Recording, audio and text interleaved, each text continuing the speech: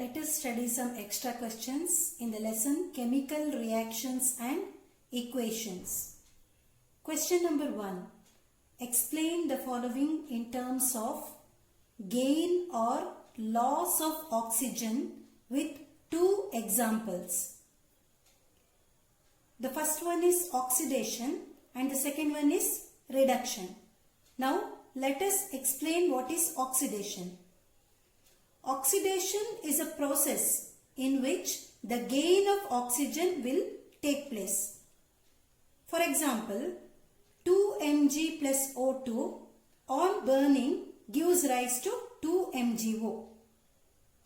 Magnesium plus oxygen on burning forms magnesium oxide. Here there is a gain of oxygen. Magnesium has gained oxygen here and it has become magnesium oxide. So this is a oxidation reaction. Let us take one more example. 2Cu plus O2 on heating gives rise to 2CuO.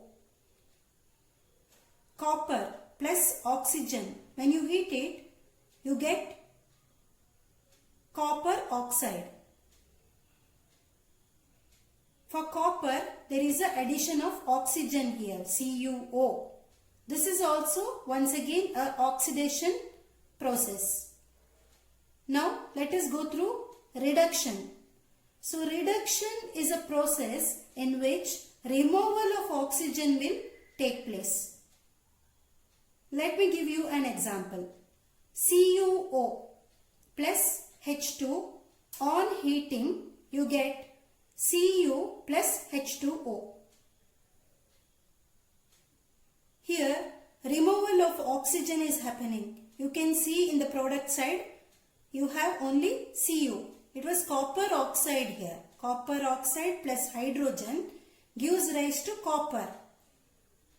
There is a removal of oxygen happening in the product side. So this is a reduction reaction. Copper oxide plus hydrogen. On heating, we get copper plus water. Here, oxygen is being removed. That is why it is a reduction reaction.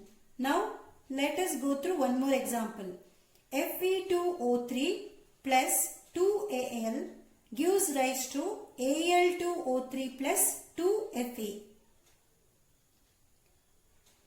Even in this example, Fe, in Fe there is a removal of oxygen in the product side.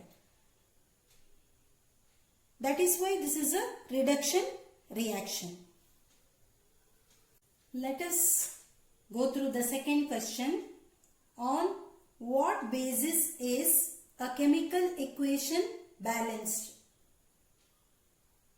It is balanced on law of conservation of mass. We all are aware, law of conservation of mass states that mass can neither be created nor be destroyed, but it is transformed from one form to another. So a chemical equation is based on the law of conservation of mass. Oil and fat containing food items are flushed with nitrogen. What is the reason behind this? When the food items are prepared in oil, what happens? They are kept for a long time. Then the fat and oils that which are present in them, they get oxidized. They get oxidized by oxygen. As a result of this oxidation, some of the products will be formed. And those products will have unpleasant smell and also taste. To prevent this food item containing oil and fat from being oxidized and turning rancid, they are flushed with an unreactive gas like nitrogen. Discuss question number 4. What do you mean by a precipitation reaction?